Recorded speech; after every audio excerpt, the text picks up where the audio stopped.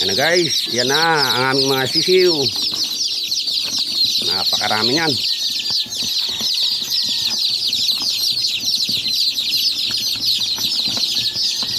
What's up guys?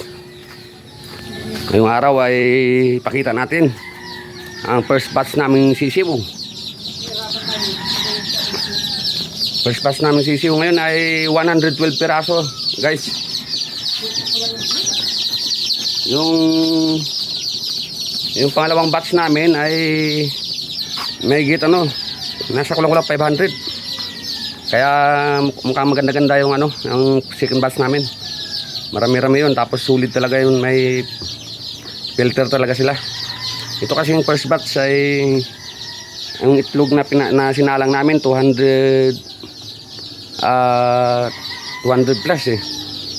Ang napisa ay 146. Tapos ang 146 maraming mahina, kaya ang mahina hindi na sinama dito.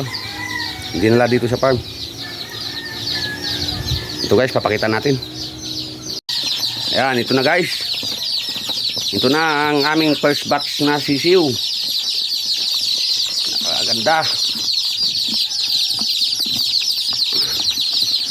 Ayan. Mahigit nasa 112. Pataas. Oh. Lulot sana kung dito eh. Lulot. Hindi kasi may iwanan to, baka madali.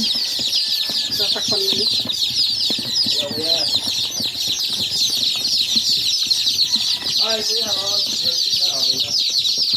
Yan na guys. Nalagay namin sa brooder to.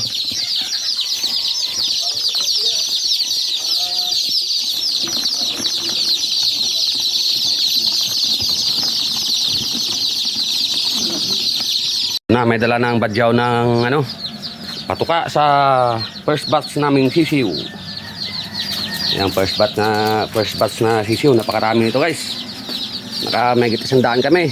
112 piraso. Yung pinakamarami namin ay yung second batch. Nasa may kulang-kulang 500 yun. Malapit na rin yung mapisa.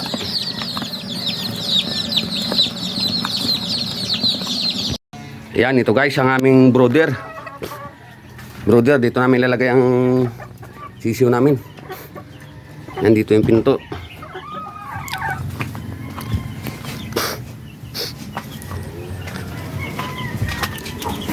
Ilipat lang namin ito doon sa ginawa ng badyaw na lagayan. Yan, ito brooder namin. Yan. May sisiw pa nga ako dito eh, yung mga alpas na inahin.